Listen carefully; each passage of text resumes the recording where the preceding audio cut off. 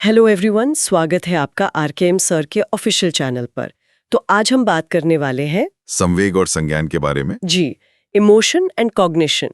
ये सीटेट और बाकी सभी टीचिंग एग्जाम्स के लिए एक बहुत ही महत्वपूर्ण टॉपिक है। बिल्कुल, और आज हम इस पे एक विस्तृत चर्चा करेंगे। हम इसकी शब्दोत्पत्ति मतलब एटिमोलॉजी से लेकर इसकी परिभाषाओं और विशेषताओं तक सब कुछ समझेंगे। तो चलिए शुरू करते हैं। सबसे पहले बात करते हैं संज्ञान यानी कॉग्निशन की। जी, तो अब हम स्लाइड नंबर 2 देख रहे हैं। इसमें हम बात करेंगे कि ये कॉग्निशन शब्द आया कहाँ से। अच्छा, ये एक लैटिन शब्द कॉग्नोसेरे से निकला है। कॉग्नोसेरे? हाँ, कॉग्नोसेरे। इसका मतलब होता है जानना या ज्ञान, टू नो या नॉलेज। तो इसके नाम में ही इसका मतलब छिपा है। और मुझे लगता है कि ये शब्द एग्जाम के लिहाज से बहुत जरूरी है। इसकी स्पेलिंग पर ध्यान देना होगा। बिल्कुल सही। इस पे सीधा सवाल आ सकता है कि कॉग्निशन किस लैटिन शब्द से बना है। ठीक है, तो ये तो हुई इसकी उत्पत्ति की बात। अब स्लाइड नंबर 3 पर चलते हैं, जहां इसकी परिभाषा दी गई है। जी, स्लाइड नंबर 3। देखिए, संज्ञान को अगर हम सरल शब्दों में समझें तो ये एक मानसिक क्रिया या प्रक्रिया है, एक मेंटल प्रोसेस है। मेंटल प्रोसेस किस तरह का? जिसके द्वारा हम ज्ञान का अर्जन करते हैं, मतलब कुछ सीखते हैं, कुछ जानते हैं। जैसे अपने आसपास के लोगों को जानना, वस्तुओं के बारे में जानना, ये सब संज्ञान ही तो है। अच्छा, तो जो कुछ भी हम अपने दिमाग से सोचकर जानते या समझते हैं, वो सब संज्ञान का हिस्सा है। एकदम सही। ये एक दिमागी प्रक्रिया है। ठीक है, अब आगे बढ़ते हैं स्लाइड नंबर 4 पर। यहाँ संज्ञान की विशेषताओं की बात हो रही है। हाँ, इसकी पहली और सबसे जरूरी विशेषता है कि ये एक विकासात्मक प्रक्रिया है, अ डेवलपमेंटल प्रोसेस। विकासात्मक मतलब ये समय के साथ विकसित होती है। बिल्कुल। बच्चा जब पैदा होता है उसका संज्ञान सीमित होता है। जैसे जैसे उम्र बढ़ती है, अनुभव बढ़ते हैं, तो उसका संज्ञान भी विकसित होता जाता है। और शायद इसीलिए दूसरी विशेषता है कि ये परिवर्तनशील है। हाँ, मतलब हाँ। चेंजेबल। हाँ, ये बहुत जरूरी पॉइंट है। संज्ञान कभी भी स्थिर मतलब स्टैटिक नहीं होता। ये हमेशा गतिशील यानी डायनामिक रहता है। हमारी सोच, हमारी समझ, सब कुछ बदलता रहता है। सही बात है। जो चीज हमें पहले सही लगती थी, हो सकता है आज ना लगे। जी। अब हम स्लाइड नंबर 5 देख रहे हैं। यहाँ कुछ और विशेषताएं हैं। जी। तीसरी विशेषता है कि ये एक अर्जित योग्यता है, एन एक्वायर्ड एबिलिटी। अर्जित? हाँ, मतलब ये हमें जन्म से नहीं मिलती, हम इसे हासिल करते हैं। हाँ, पूरी तरह से जन्मजात नहीं होती। हमें सोचने समझने की क्षमता मिलती है, पर ज्ञान तो हम अर्जित ही करते हैं, सीखते हैं। ठीक है, और चौथा पॉइंट है मानसिक तत्व यानी मेंटल एलिमेंट्स। जी, संज्ञान के विकास में कई मानसिक तत्व मदद करते हैं, जैसे कि चिंतन यानी थिंकिंग, कल्पना इमेजिनेशन, और स्मृति यानी मेमोरी, और हमारे पुराने अनुभव पास्ट एक्सपीरियंसेस, ये सब मिलकर हमारे संज्ञान को बनाते हैं। तो एग्जाम के लिए थिंकिंग, इमेजिनेशन, मेमोरी, ये कीवर्ड्स याद रखने होंगे। बिल्कुल। चलिए अब अगली स्लाइड नंबर 6 पर आते हैं। जी, स्लाइड नंबर 6। यहाँ 5वां पॉइंट है तार्किक चिंतन यानी लॉजिकल थिंकिंग। लॉजिकल थिंकिंग भी संज्ञान का ही हिस्सा है। हाँ, और ये एक बहुत ही उच्च स्तर का हिस्सा है। जब हम किसी चीज पर तर्क करते हैं, कारण और प्रभाव को समझते हैं, तो वो संज्ञान का ही इस्तेमाल होता है। और यही हमें समस्या समाधान मतलब प्रॉब्लम सॉल्विंग में मदद करता है ना। एकदम। बिना लॉजिक के प्रॉब्लम सॉल्विंग मुमकिन ही नहीं है। ठीक है, तो ये तो हुई विशेषताएं। अब स्लाइड नंबर 7 में उन कारकों की बात है जो संज्ञान को प्रभावित करते हैं। जी, फैक्टर्स अफेक्टिंग कॉग्निशन। सबसे पहला है वंशानुक्रम यानी हेरिडिटी।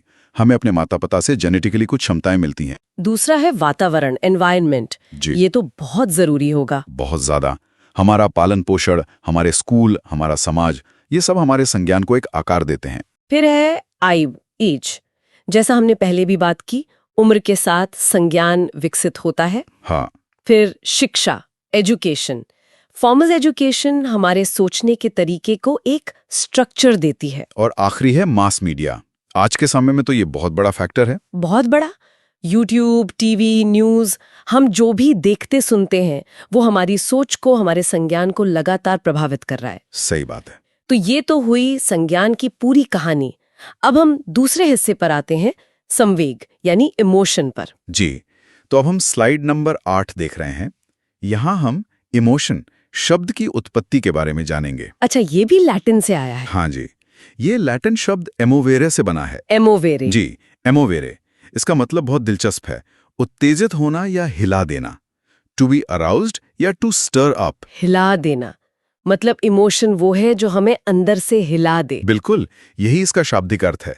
और एग्जाम में ये अक्सर पूछा जाता है। टू स्टर अप याद रखना बहुत जरूरी है। ये तो बहुत ही पावरफुल मतलब है। अब इसकी परिभाषा देखते हैं स्लाइड नंबर 9 पर। जी, स्लाइड नंबर 9। यहाँ वुडवर्थ की एक बहुत ही प्रसिद्ध परिभाषा है। वुडवर्थ। हाँ, वो कहते हैं संवेग व्यक्ति की उत्तेजित दशा है। Emotion is an aroused state of an individual. उत्तेजित दशा, अराउज स्टेट। मतलब जब हम कोई इमोशन महसूस कर रहे हैं तो हम शांत अवस्था में नहीं है। एकदम सही। हमारे अंदर एक हलचल चल रही है। ये परिभाषा बहुत महत्वपूर्ण है। वुडवर्थ का नाम याद रखना जरूरी है। ठीक है, अब संवेगों की विशेषताओं की बात करते हैं। जी, अब हम स्लाइड नंबर 10 पर हैं और विशेषताओं पर चर्चा करेंगे। पहली विशेषता है कि ये अस्थायी मतलब टेम्पररी होते हैं। हाँ, ये तो है।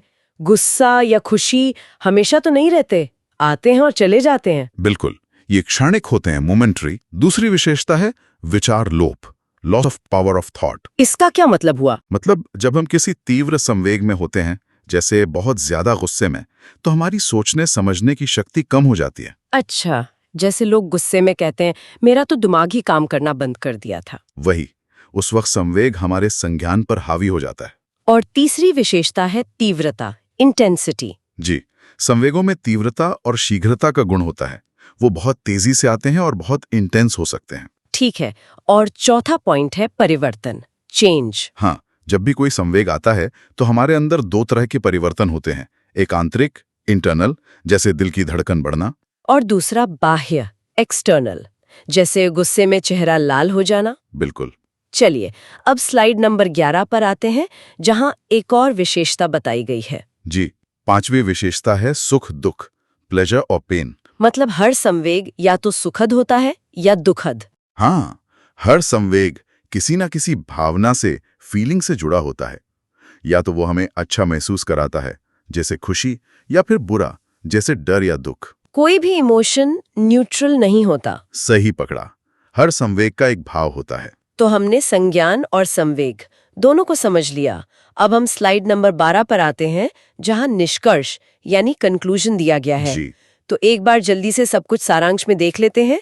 संज्ञान, कॉग्निशन का सार है जानना और समझना, नोइंग एंड अंडरस्टैंडिंग। और ये एक मानसिक प्रक्रिया है, एक मेंटल प्रोसेस। बिल्कुल।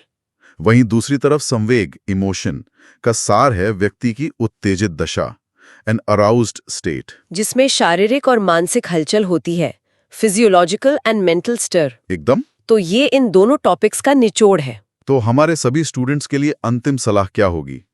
मेरी सलाह यही होगी कि जो परिभाषाएं हैं और खासकर जो लैटिन शब्द हैं, कॉग्नोस्करे और इमोवेरे, इनको अच्छी तरह से दोहरा लें। इन पर सीधे प्रश्न बनते हैं। जी, ये बहुत जरूरी टिप है। बाकी कॉन्सेप्ट को समझ के चलेंगे तो कोई दिक्कत नहीं आएगी। बिल्कुल। तो इसी के साथ हम आज की ये चर्चा यहीं समाप्त करते हैं। Best of luck for the exam.